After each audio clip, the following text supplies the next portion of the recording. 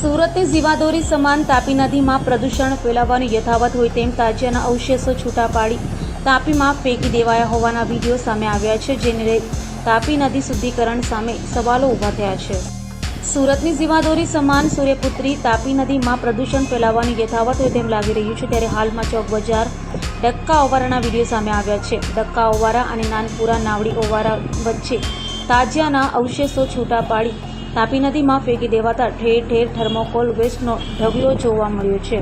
તાપી નદીમાં ધર્મના નામે ગંદકી ઉમેરાઈ રહી હોય, જેને લઈ તંત્ર સામે સવાલો ઊભા થઈ રહ્યા છે. તાપી નદીના શુદ્ધિકરણના નામે કરોડો રૂપિયા ખર્ચ કરાય છે, ત્યારે નેશનલ ટ્રિબ્યુનલ પણ આકરા પાણીએ હોય તેમ લાગી રહ્યું છે. બહુ દુઃખની બાબત છે. જ્યારે ગ્રીન ટ્રિબ્યુનલ કોર્ટ છે એમણે પણ પ્રતિબંધ ફરમાવ્યો છે અને ગણપતિ આયોજનના લોકો હોય કે ગણેશ સમિતિ હોય કે અન્ય સંગઠનો આપણે તાપી શુદ્ધિકરણ કરવા માટે હંમેશા આંદોલનો ચલાવ્યા હોય અને આપણે શુદ્ધ રાખવી જ જોઈએ તાપીને. તેમ છતાં પણ જો તહેવારોની અંદર ગંદકી થતી હોય તો બિલકુલ યોગ્ય નથી.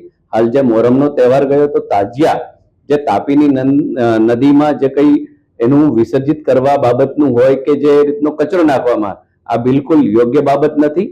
આપણે શુદ્ધ રાખવાનું છે. 80 લાખની વસ્તુ છે સુરતીની, અને એ સુરતીજનોએ વ્યવસ્થિત સ્વસ્થ તાપી રાખવાની જવાબદારી તમામની છે.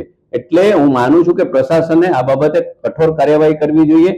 આમ પણ પ્રશાસને ક્યારે પણ કોઈ પણ તાપી નદીની અંદર કોઈ પણ ગંદકી કરવાની બિલકુલ મનાઈ ફરમાવી છે.